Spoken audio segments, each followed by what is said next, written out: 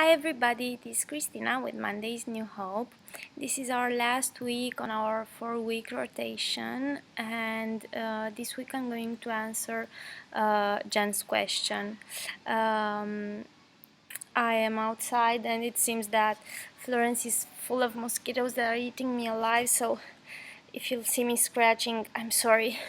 Uh, okay, so now the question that Jen had for me is how do you allow yourself to give to yourself as opposed to giving to others? How do you allow yourself to take from others and to give to yourself and to accept being given?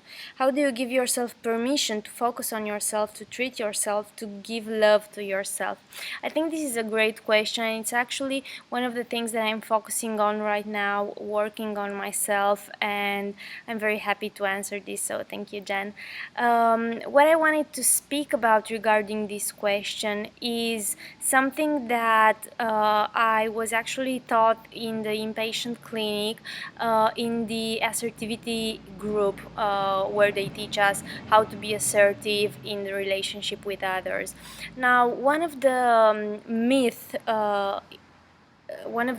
in the relationship with others from the assertivity point of view, it's a myth that it's called the myth of obligation, and I wanted to read you a short description of this myth so you can understand what I'm speaking about, and then I will pass on to explaining you how I am overcoming this myth that applies to myself as well. So, the myth of obligation indicates that some people discard their personal needs and rights due to a belief in personal obligations to others. These people put others ahead of themselves. Obviously, the other's need cannot always be met. However, those who neglect to express their needs and rights, and who find themselves imposed upon quite frequently, are being restrained by this belief in the myth of obligation. They are often unable to make requests of others they protect. They are often unable to make requests of others they project that others feel the obligation to meet their needs too. This myth, along with the others, facilitates neither self-respect nor the development of open, healthy relationships. So, I do find myself in this myth a lot because I tend to respond to the requests that others have upon me, and I don't always have the courage to ask things to others when I need them. So the myth has these two aspects: the impossibility to say no to others when they request something because you feel obliged to respond to them, and the other side, the other aspect, is the fact that you do not allow yourself to ask things from others because you think that they will reject you, or you are afraid, or you're feeling guilty. This is something very dysfunctional in your relationship with others, as you can imagine. First of all, because it does not allow you to have a balance in your relationship. You give too much to others because you feel obliged to, and you cannot do less, and it does not allow you to take enough care of yourself. Now, don't get me wrong, it's perfectly normal, it's great to feel obliged to go to your job, it's perfectly okay to feel obliged to take care of your children, but when this situation goes into all your relationship, also in the small little things, when you cannot say no to any type of request because you think that you are obliged to, or even though you may also say no, but after you say no to a request, you feel guilty. This will interfere with your balance in life, and you will not be able to have good relationship with others. Now, the first thing in overcoming this myth is be aware of it.